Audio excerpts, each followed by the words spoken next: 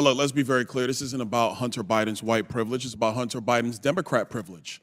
Because Donald Trump Jr. showed up for 5 congressional subpoenas. There was never this circus where he was subpoenaed by House Democrats and he showed up on the Senate side or showed up at the White House to answer in some fake, phony, lame press conference, not actually going to the House and doing what he was compelled by a subpoena to do. Hunter Biden did that. And then he has the unmitigated gall to show up here when we know that we're going through actually the legislation for contempt, with, by the way, Mr. Chairman, we should actually get to the legislation of contempt. The speechifying is great, but let's do our business, members. He has the gall to come here, show up, and then when the Democrats are saying, hey, he wants to speak, he leaves. This is a joke. This is a farce. The man has been subpoenaed by Congress. Oh, and by the way, the January 6th committee, Mr. Raskin, which you did sit on, by the way, that was not a normally ordered committee of Congress because Nancy Pelosi did not want the Republican members that then Leader McCarthy put up. According to the courts, it was. My time, sir. Will you yield for a correction? I was respectful of your time. I didn't say anything. So, ladies and gentlemen, let's move forward with our business. He should be held in contempt. There was a subpoena. He did not answer it. Any other American will be held in contempt by Congress. Any other. This is Democrat privilege of the highest order. Let's do our jobs. I yield.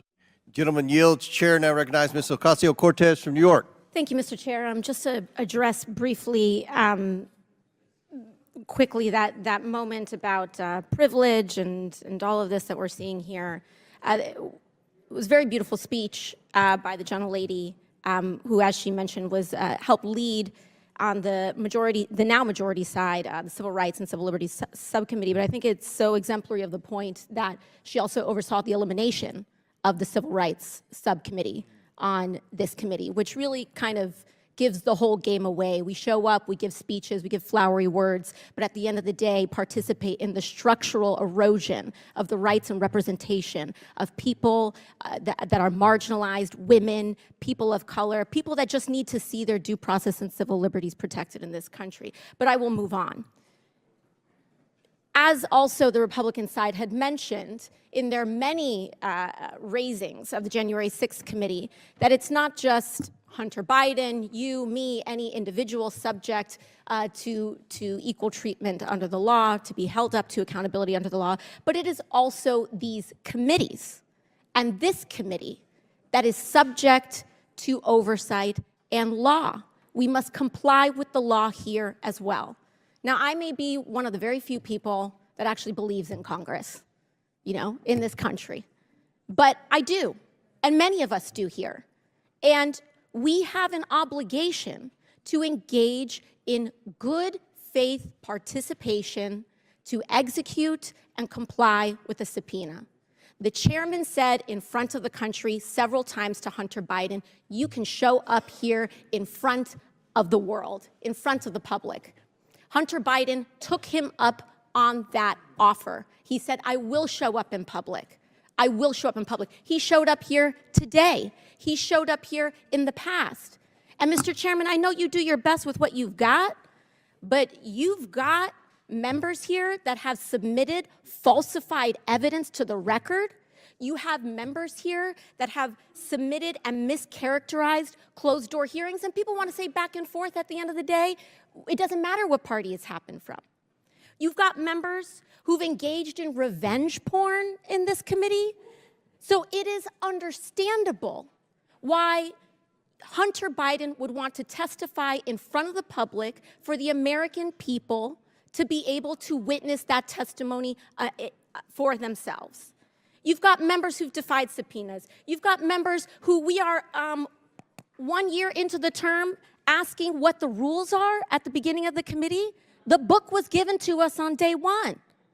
And so what we should do is allow the man to testify. I believe in the power of the Oversight Committee.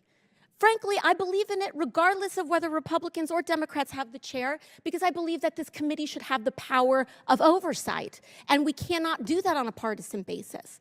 And so for that, I implore this committee to allow Hunter Biden to testify publicly.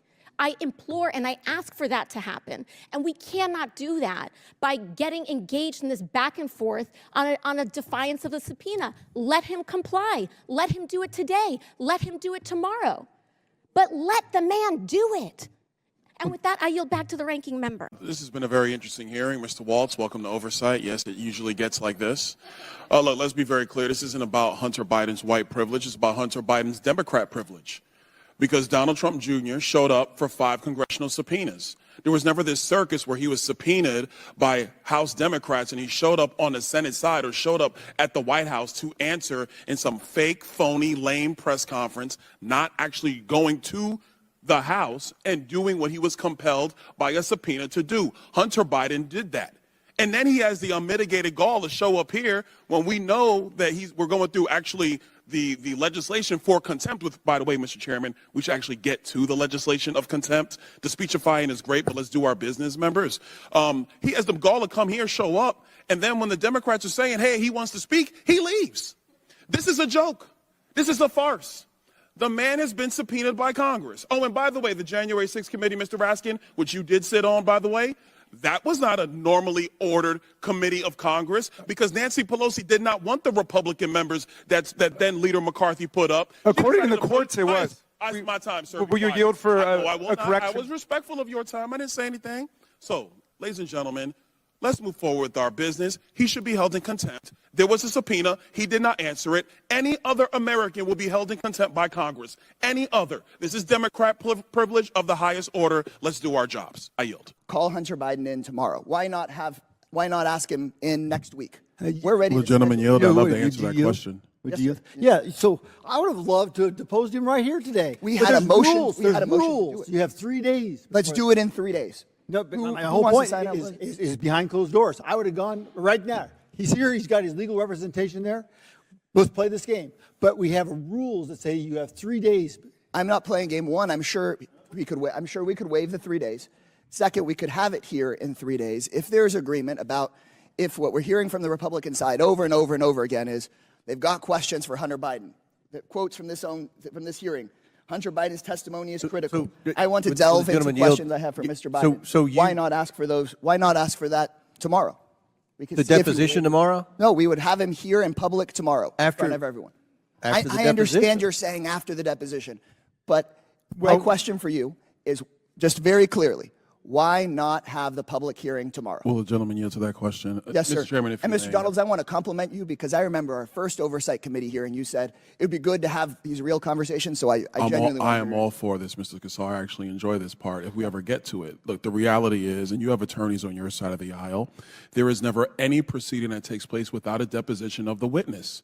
The reason why is because if something comes up in the round of questioning, either A, members of this committee may not be prepared because they don't have all the information from the witness, because the witness was never given an opportunity with his attorneys present to actually give out that level of information. So you need the deposition process before you bring a witness into open hearing. This happens all the time. This is actually the protocol of the House. And Mr. Kassar, what your side of the aisle is requesting, with all due respect, is a deviation from the historical precedent of the House of Representatives. Thank you, Mr. Chairman. A couple of things. First, it was said in this hearing, Mr. Chairman, about you specifically, that you repeatedly said you would give Mr. Biden any opportunity. He could choose which one to come and speak in front of this committee. He could do it by deposition. He could do it by open hearing. It was up to him. The truth of the matter, though, is, members, is that the chairman's words are not binding. Like no other member's words of Congress are really not binding. The binding article. Point of order. Does the chairman agree with that? Point of order. Does the chairman agree? Are you going to restore my time? Point of order. Just point of order. Does the Okay. chairman agree that the chairman's words are not binding on the committee? That's not a point of order. It has nothing to do with the order of this hearing. Thank you. Can I go back to 4 minutes and 34 seconds? That's where I was before I was interrupted by Mr. Raskin. Yes, reset the Thank clock. you. Thank you. What is binding is the actual written document, the written language in the subpoena, because a subpoena from this committee is also signed off on by the clerk of the House. That is the binding document that matters here. That is what governs. That's number one. Number two, that was said in this hearing. It was said that our witnesses said that there was no basis for an impeachment. But remember, members on the Democrat side of the aisle, what was said by Mr. Turley at the time was that there was plenty of evidence for the continuation of an impeachment inquiry. And the purpose of that hearing was the relevance basis for an impeachment inquiry. The House has now voted for an impeachment inquiry. And one of the first things that the House did after the vote of an impeachment inquiry was to subpoena Hunter Biden to appear. Hunter Biden has evaded that subpoena. So flagrantly did he evade it that he decided to show up at the Senate side to give a press conference, and Eric Swalwell, a member of the House, helped him get that time on the Senate side to give a press conference. That's a flagrant violation of a congressional subpoena. Secondarily, he has the gall to show up here when we're actually discussing contempt. And he didn't stay. He was sitting right over there. He's not here now. He said he wants to talk. He could have stayed through the whole proceeding. He chose to leave. That's his business. But he was subpoenaed to come here. Back in December, he chose not to of his own volition. He's in violation of that subpoena, a subpoena that was executed with the signature of the clerk of the House of Representatives. That is the document that is binding. That's what we work off of. Mr. Chairman, I actually want to submit for the record an article from The Hill written by Jonathan Turley, and it is titled Eric Swalwell and the Politics of Contempt. Without objection, so ordered. Thank you. I'm glad something got admitted to the record. Last, a couple other points. One quick point I want to make, and this is in reference to the minority's report about this $7.8 million. I want the minority to understand one very important distinction between Presidents Biden and President Trump. President Trump has an international real estate portfolio that he has amassed over decades. I'm quite sure if you go back through all of the hotel receipts before he was president of the United States, that you had foreign dignitaries staying at Trump hotels all across the world. Will the gentleman yield? I'm not going to yield, Mr. Raskin. I'm making a point because they're actually very nice hotels. They look good. People like staying there. President Trump was not running the Trump Organization when he was president of the United States. To my recollection, Eric Trump, the president's son, was actually running the Trump Organization when President Trump was president of the United States. So if he had a portfolio of hotels and people choose, through Expedia, through Kayak, through hotels.com, if they choose to go and stay there, how is that the president being in violation of what the emoluments clause? That's what you're citing? Stop. Ladies and gentlemen, America, this is ridiculous. The Biden family has no business. They've never had a business except for politics. And the one thing that the Oversight Committee, in conjunction with the Ways and Means Committee and in conjunction with the Judiciary Committee, has always been able to demonstrate is that they shook down foreign nations for millions, 26 million at the latest count and growing, millions. And there was never any business entity involved except public corruption and a pay-for-play scheme. The House Oversight Committee would like to get to the bottom of this under the impeachment inquiry of the House. We have questions for Hunter Biden. We issued a subpoena for him to answer said questions.